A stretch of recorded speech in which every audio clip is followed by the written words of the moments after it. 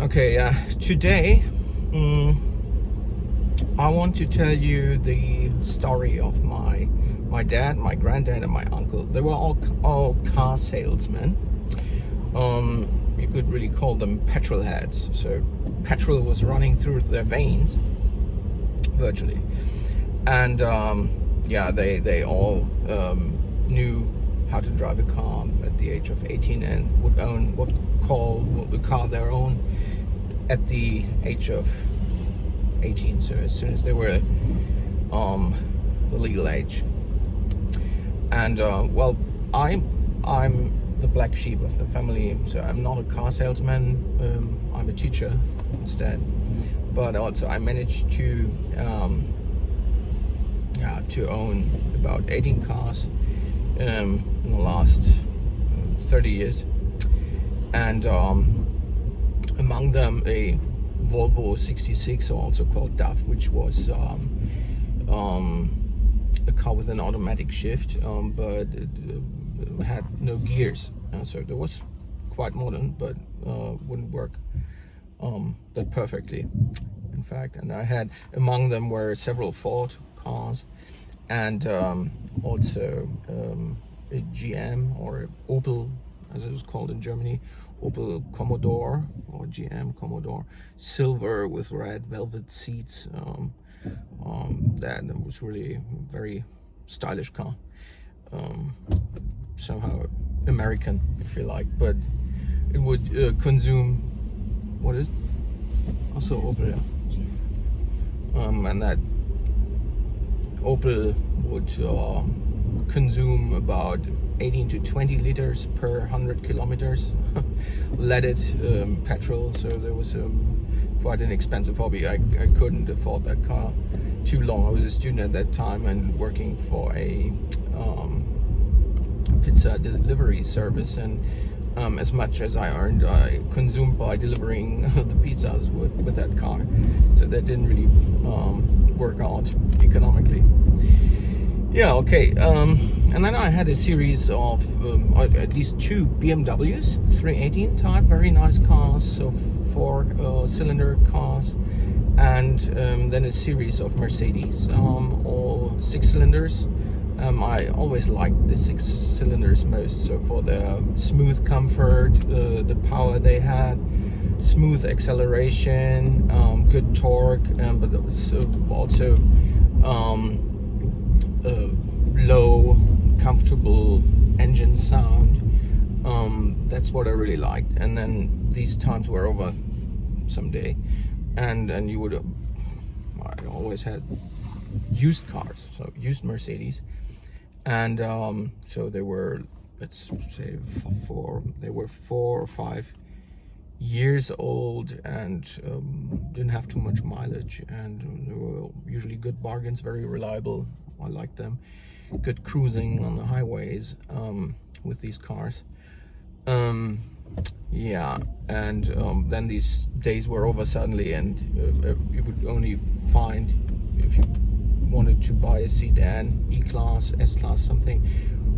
Well, if you wanted to buy a sedan, yeah, I know. Ambulance coming. We got to move out of the way.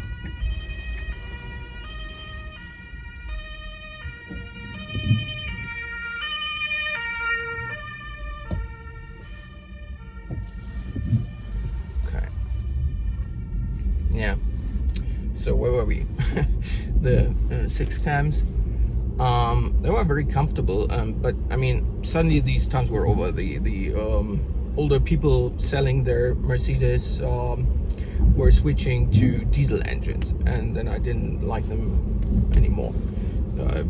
They were not that comfortable, and the engine sound was too noisy and all that. So until I really discovered electric vehicles, it was rather dissatisfying. Yeah. Oh, there's the next ambulance. What's going on here?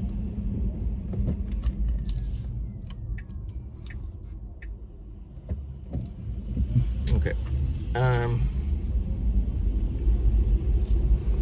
The question when did I change my mind, and when did I decide to buy an electric vehicle?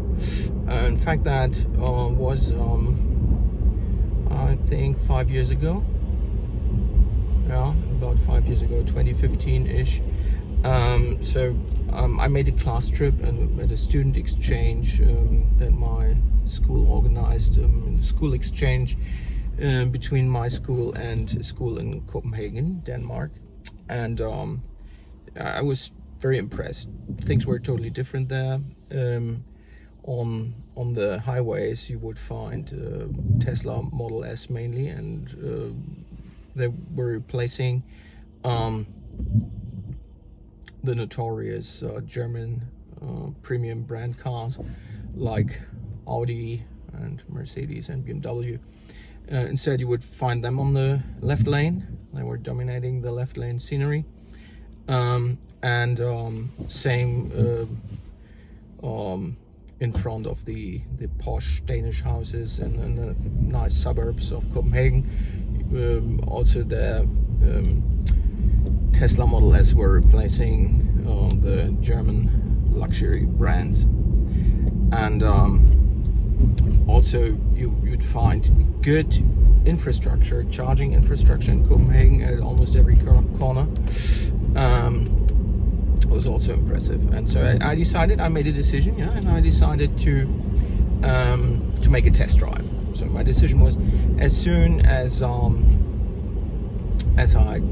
be home from the class trip, I'd have an appointment with some car dealers to drive electric cars. And the first car I drove was a hybrid. In fact, it was a Volkswagen Golf GTE,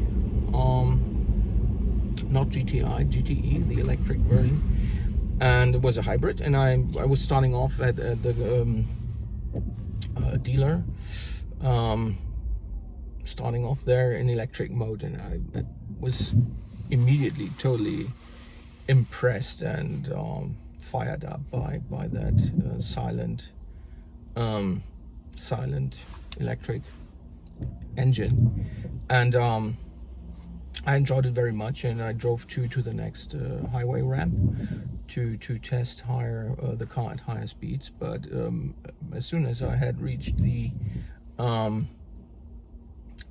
ramp, the electric range had already reduced from promised 50 kilometers to 2 or 3.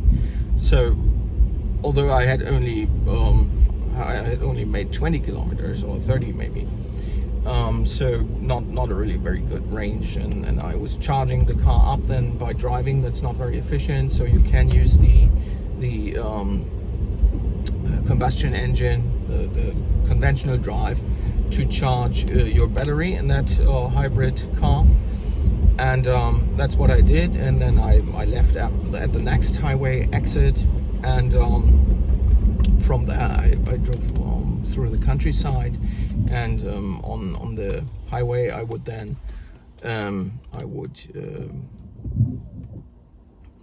drive in the conventional driving mode with the combustion engine. And then when I came through a village, I would drive with the electric drive.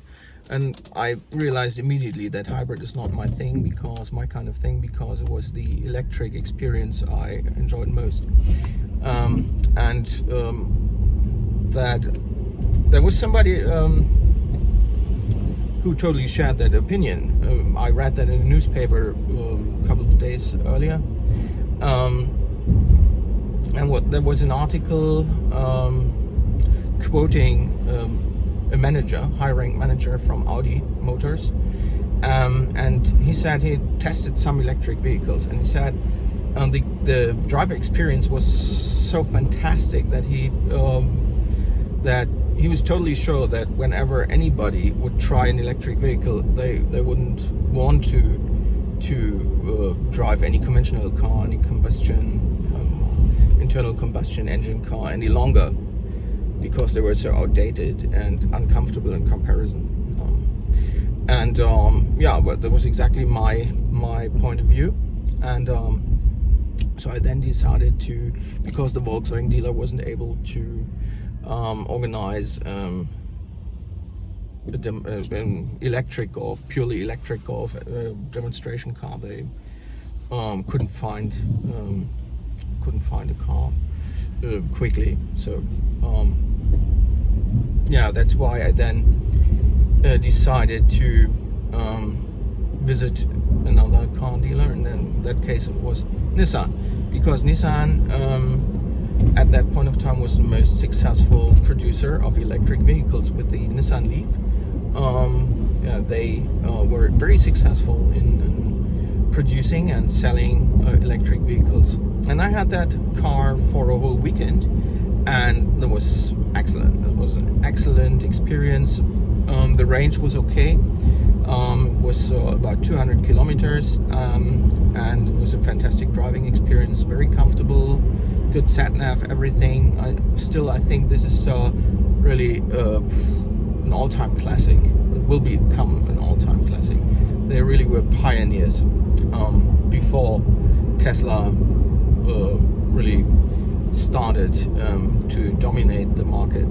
So I think the new Leaf is not as successful anymore as the old one. And I personally like the old Generation 1 Leaf most. So for me it was really a unique car. It looked a little French, had some French style to it, whereas the new Leaf looks very Japanese, which is not really my taste, but it's a matter of taste. Yeah, so I enjoyed that very much, and then I just, at that point of time, I drove a Mercedes CLS shooting brake in black, very stylish, neat car, good looking, perfect design, but the engine was a petrol engine, 4-cam, and wasn't too happy about it. The automatic shift and the engine were not really adjusted harmonically. That's why I was rather frustrated with the car, and was one of the few cars I had bought without having a test drive before purchasing it.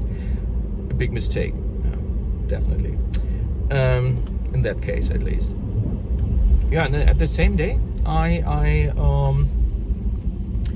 went to the Tesla store and made a down payment of 1,000 euros to order a Tesla Model 3, and bought the Nissan Leaf the next day, so that I wouldn't have to wait 2.5 or 3 years. That was the estimated time until delivery of the Tesla Model 3, and I didn't want to wait that long, so the Nissan would fill the gap, and it did perfectly. Until I then was one of the very first people in Hamburg who were happy Tesla Model 3 owners, and yeah, that's how the whole story began. And I've never regretted it. Yeah, we'll tell you a little more about the advantages of electric cars. So now we'll have another fast food stopover, and we'll have a vegetarian burger again. So it's not that we're eating fast food every day. No, it's just on Sundays. Then otherwise we have a healthier diet. But at the weekend we like to have a burger or two, and well, maybe we'll tell you a little more about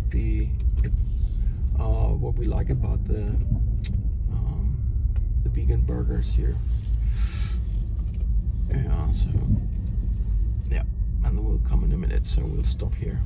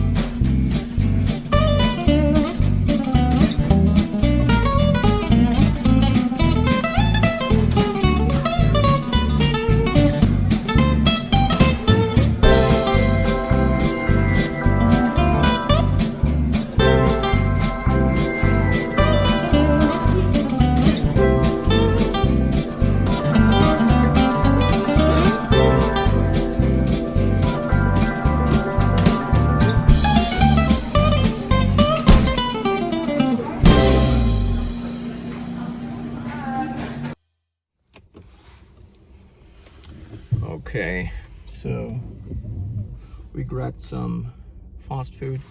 So these vegan burgers, right pronunciation this time. Yeah, and we'll eat them. So I mean, this fast food restaurant is very close to the supercharger. So it's I think it's 5 minutes driving. So rather close, nearby. And we're heading for the supercharger now, and we'll eat our food there. Right. So until then, I can go on with the advantages of electric cars. So first of all, no shifting. I mean, I have no problems with manual shift, no problem at all. But I always preferred American way of driving, so automatic shift. But even with Mercedes cars, so when they're new, then usually automatic shifting is quite smooth. And when cars are getting older, then sometimes there are some interruptions. It doesn't work that fine anymore. And with the, it works rather good with the bigger engines like the 6 cams I had, but the 6-cylinder cars. But with the latest or the last ICE car I had with the Mercedes CLA shooting brake, it was really very unsatisfying. Yeah, so either the automatic gearbox would shift too early or too late, and yeah, that was dissatisfying. So with the electric cars, you don't have that problem. There's no shifting at all. Yeah, perfect. And there's also less stuff that can go broke. You got less spare parts, and all the technology is much simpler. You got that excellent torque, and the cars are so wonderfully silent. The most silent cars on the road. Then the consumption. So when I'm driving fast in the city, always within the limits, but speeding up at a green traffic light, then normally with all the ICE cars, with the Mercedes or BMWs, I'd always have a consumption of about 10 liters per 100 kilometers. And now I got with the same driving profile, so also fast sprints at the traffic lights. I would have a consumption of let's say, on average, I checked it on the computer, it was about 18 kilowatt hours per 100 kilometers, which is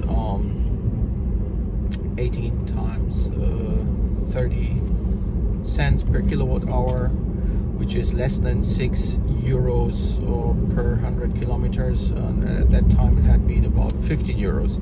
So more than, I spent about 50%. I have 50% of the costs I had with the ICE cars that were comparable.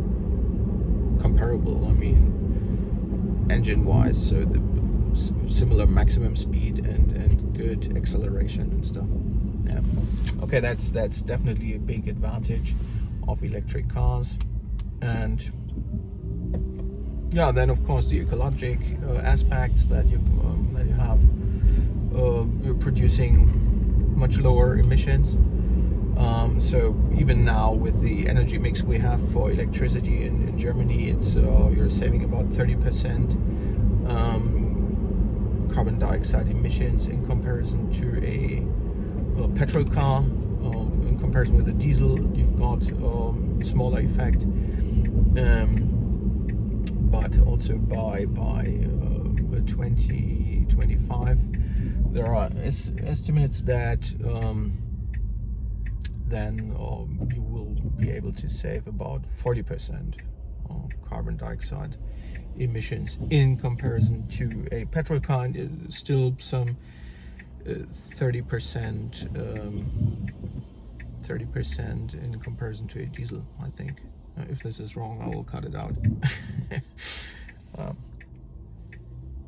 don't know if these were the right figures. Okay, we're close to the supercharger now, and so hopefully there's a free version 3 stall. There are 3 of them, and they are the best. Yeah, they got the best charging speed. They can charge 250 kilometers. And you can see it here with the other display. So if you stop here, well, we can. Oh.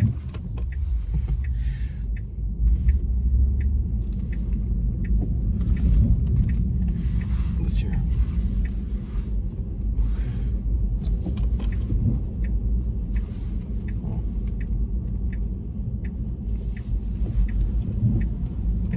Sehen.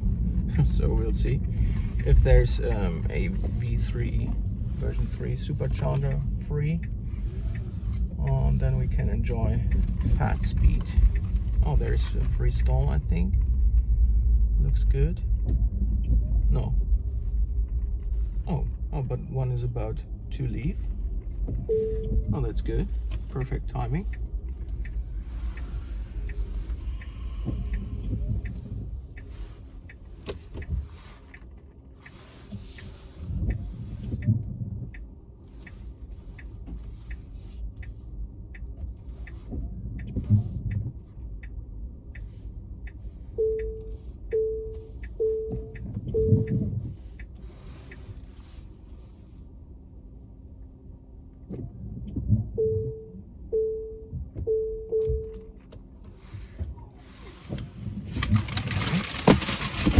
Plugging in.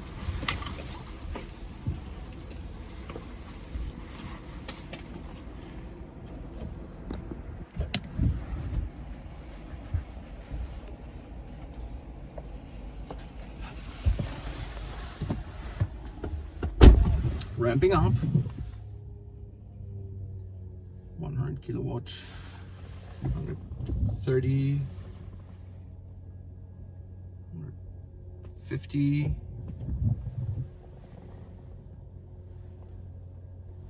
Around, so it's at about 150, which is good because we're at the moment we're already at 30%, I think. So display.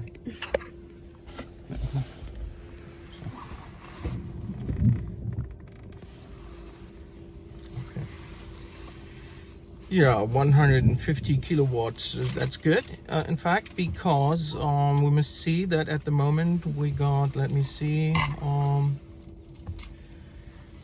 much energy is left in the battery.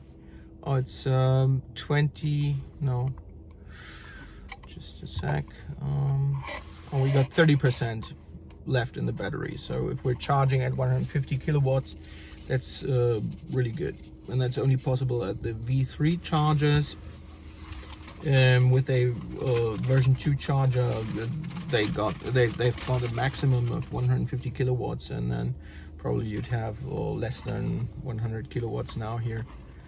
Don't know exactly about the charging curve, but always better to have the fastest chargers that there are. The fastest chargers around. That you always good to have the fastest. Always good to have the fastest. Once again, it's always good to have the fastest chargers you can get, right? So now we'll try we'll have our burgers. Yeah, and here what I like about the vegan TS. So sorry for you. I only have the dips I have are well, chili sauce. I have no ketchup. It's chili sauce and something else. Okay. Yeah, the vegan TS, the big vegan TS. So, looks good, doesn't it? Yeah.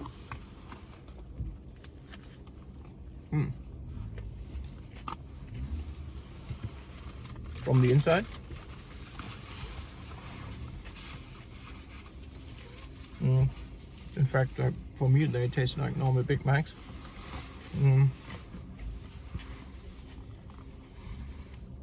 I like them. And low carbon dioxide emissions. The greener alternative. There are even better ways to eat vegan. Of course, vegan stuff, but also with fast food. You can have some acceptable stuff. Okay, I'll enjoy that. See you later. See you in a bit. All right, so that was our Sunday charge, another Sunday charge, and we've charged from 30% to 87% in about 30 minutes. And we enjoyed our vegan fast food and some entertaining videos here on the onboard entertainment system. Okay, yeah, that was our Sunday charge, and thanks for watching, and please subscribe, and see you next time. We are planning a road trip to the Baltic Sea. That's roughly 400 kilometers from here, and well, not really a long road trip, but at least something. So maybe you'll join. See you next time. Bye bye. Please subscribe. Please subscribe.